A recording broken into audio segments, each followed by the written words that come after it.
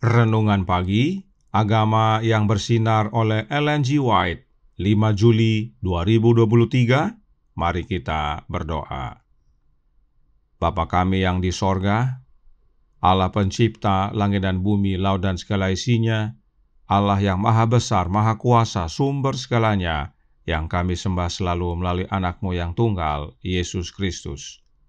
Terpujilah Yesus, anak Allah yang maha tinggi, yang adalah penebus, penolong, penghibur, pengantara kami. Pada pagi hari ini kami bersyukur boleh bangun dan berbakti, dan sebagaimana membaca dan mendengarkan nasihat firman-Mu, kiranya ini menjadi sukacita bagi kami, agar memohon dengan sungguh-sungguh untuk kecurahan hujan akhir. Beserta kami sepanjang perbaktian ini, kehendak-Mu yang jadi.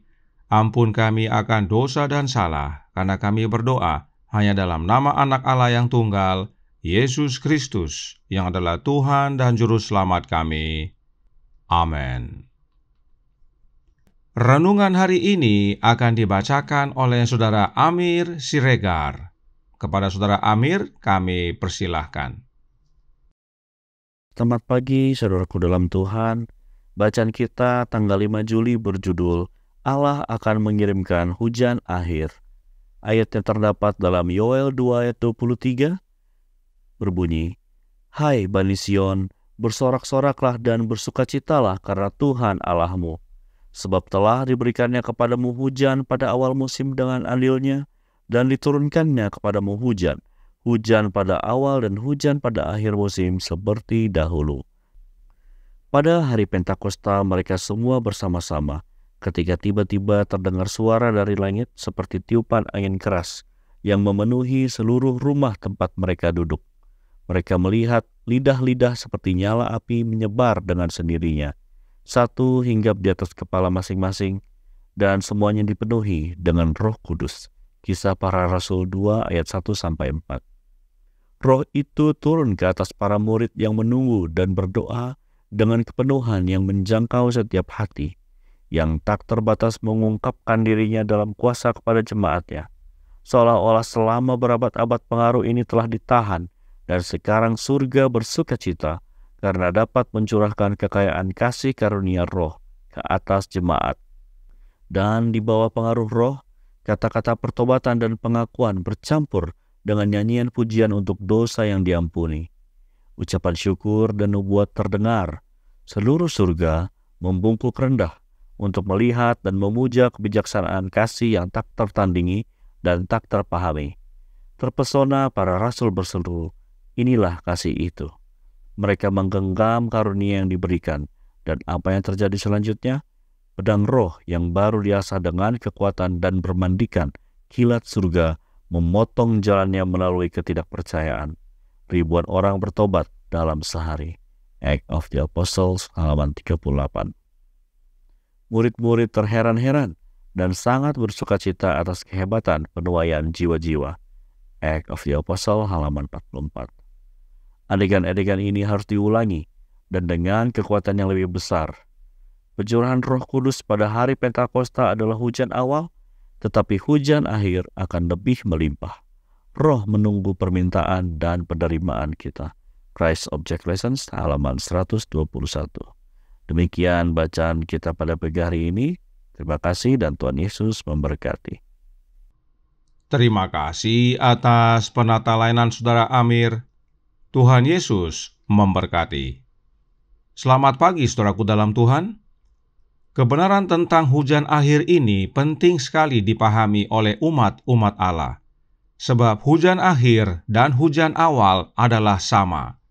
Roh yang dicurahkan pada hujan awal adalah roh yang sama yang dicurahkan pada hujan akhir. Oleh karena itu, Roh Nubuat berkata dalam The Home Missionary, tanggal 1 November tahun 1893, artikel A, paragraf 3, yang berbunyi, kita harus berdoa dengan sungguh-sungguh untuk turunnya Roh Kudus sebagaimana para murid berdoa pada hari Pentakosta. Jika mereka membutuhkannya saat itu, kita lebih membutuhkannya hari ini. Artinya, Roh Kudus yang dicurahkan pada hari Pentakosta adalah Roh Kudus yang sama yang dicurahkan pada hujan akhir. Dan kita akan banyak membaca dari artikel ini agar melihat siapakah Roh Kudus yang dimaksudkan. Nah, ingat kembali perkataan Yesus dalam Kisah 1 ayat 8 yang berbunyi, "Tetapi kamu akan menerima kuasa kalau Roh Kudus turun ke atas kamu, dan kamu akan menjadi saksiku di Yerusalem dan di seluruh Yudea dan Samaria dan sampai ke ujung bumi." Artinya, Roh Kudus yang dicurahkan pada jemaat mula-mula adalah untuk menjadikan mereka saksi Yesus dalam mengabarkan Injil ke seluruh dunia. Sekarang, mari kita baca kalimat berikut dalam artikel yang sama, dan kita baca paragraf 7 yang berbunyi, "Betapa sedikit yang dapat dilakukan manusia dalam pekerjaan menyelamatkan jiwa, namun betapa banyak melalui Kristus jika mereka diilhami oleh Roh-Nya." Roh-Nya siapa yang dimaksudkan? Roh-Nya Kristus. Sebab hanya melalui Kristus kita dapat berbuat banyak dalam menyelamatkan jiwa-jiwa. Kemudian dalam paragraf 11, Roh Nubuat berkata dari artikel yang sama, "Tetapi adalah hidup Yesus Kristus di dalam jiwa, prinsip aktif dari kasih yang diberikan oleh Roh Kudus, itulah satu-satunya yang akan membuat jiwa berbuah untuk perbuatan baik." Dalam paragraf 7 dikatakan tadi bahwa kita harus diilhami oleh Roh-Nya Yesus agar dapat berbuat banyak. Sekarang dalam paragraf 11 dikatakan bahwa agar kita berbuah banyak, kita perlu memiliki hidupnya Yesus Kristus yang diberikan oleh Roh Kudus. Artinya, hidupnya Yesuslah yang membuat kita dapat berbuat banyak. Sebab perbuatan dalam Yesus itulah buah-buah yang dihasilkan. Karenanya semakin jelas terlihat siapa Roh Kudus yang dimaksudkan, yaitu Roh-Nya Yesus.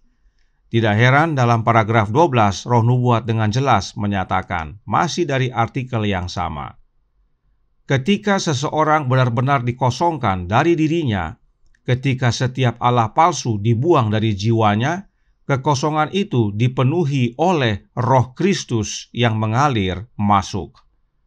Singkatnya, saat hati kita dibersihkan dari berhala-berhala, maka Roh Kristus masuk memenuhi hati kita. Semakin jelas bahwa Roh Kudus yang dimaksudkan adalah Roh Kristus. Kemudian, masih dalam paragraf 12 dari artikel yang sama dijelaskan, kita tidak menerima roh dunia, tetapi roh yang berasal dari Allah, supaya kita tahu apa yang dikaruniakan Allah kepada kita. Roh yang menyatakan juga mengerjakan buah-buah kebenaran di dalam dirinya. Kristus ada di dalam dia, menjadi mata air di dalam dirinya yang terus-menerus memancar sampai kepada hidup yang kekal. Roh tersebut berasal dari Allah yang kemudian dikaruniakan kepada kita. Bagaimana caranya? Ingat perkataan Yesus dalam Yohanes 14 ayat 6. Tidak ada seorang pun yang datang kepada Bapa kalau tidak melalui aku. Artinya, roh yang dari Allah, yaitu Bapa, kita terima melalui Yesus.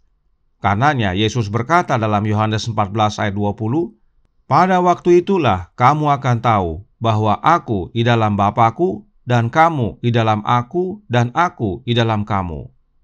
Bagaimana Yesus di dalam Bapanya? Dengan menerima roh yang dari Bapa. Lalu, bagaimana Yesus dalam kita? Dengan menerima roh yang dari Yesus. Jadi, dengan menerima roh yang dari Yesus, kita menerima roh yang dari Bapa.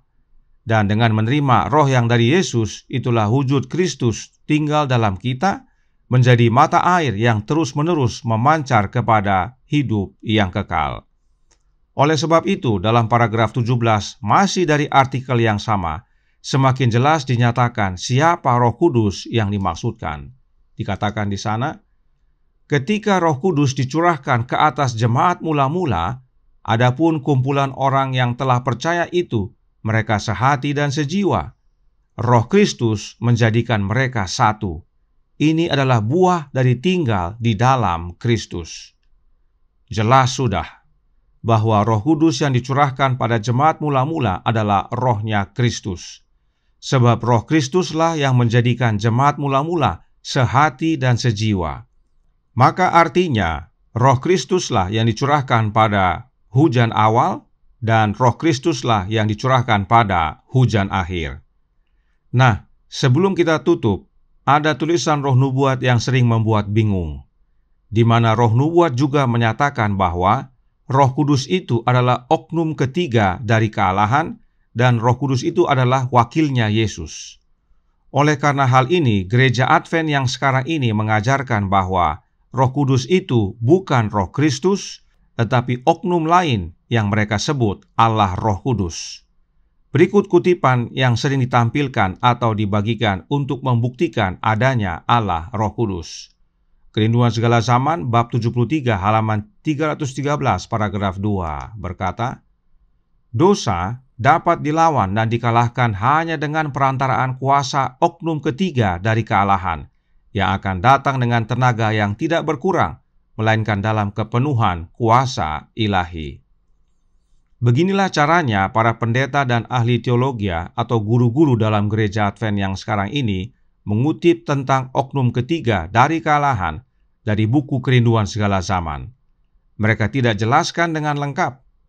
Kutipan ini adalah bagian dari satu paragraf, dan jika kita baca paragrafnya dengan lengkap, maka akan jelas siapa oknum ketiga dari kealahan tersebut. Mari kita baca selengkapnya, yang berbunyi, "Rohlah yang mensukseskan apa yang telah dikerjakan penebus. Dengan roh, hati dijadikan suci. Dengan perantaraan roh, orang percaya mengambil bagian sifat ilahi. Kristus telah memberikan rohnya sebagai kuasa ilahi untuk mengalahkan segala kecenderungan bawaan dan kecenderungan yang dipelihara kepada kejahatan, dan untuk menanamkan tabiatnya sendiri pada jemaatnya." Untuk membantu agar memahami paragraf ini, mari kita lihat bagan berikut ini. Dosa itu, perhatikan yang ditandai warna biru, sama dengan segala kecenderungan bawaan dan kecenderungan yang dipelihara kepada kejahatan. Nah, yang kalahkan dosa adalah oknum ketiga dari kealahan. Kemudian, yang kalahkan segala kecenderungan bawaan dan kecenderungan yang dipelihara kepada kejahatan adalah rohnya Kristus. Maka, oleh karena dosa dan segala kecenderungan bawaan kepada kejahatan adalah sama, oleh karenanya oknum ketiga dari kealahan dan rohnya Kristus adalah sama. Itulah kuasa ilahi yang kalahkan dosa. Perhatikan roh nubuat berkata tentang oknum ketiga dari kealahan berikut ini, dari Christ Triumphant halaman 301 paragraf 4. Kristus memberikan wakilnya, oknum ketiga dari kealahan, Roh Kudus. Jadi, oknum ketiga dari kealahan yang disebut juga dengan istilah Roh Kudus adalah wakilnya Yesus. Adakah dia oknum yang lain? Siapakah dia yang disebut wakilnya Yesus ini? Kita baca Experiences in Australia, halaman 231, paragraf pertama, berbunyi, "Roh Kudus adalah Roh Kristus, itu adalah wakilnya." Jelas sekali bahwa wakil Kristus itu bukan orang lain, bukan oknum lain, bukan pribadi yang lain, tetapi rohnya Yesus itu sendiri, pribadinya Yesus itu sendiri.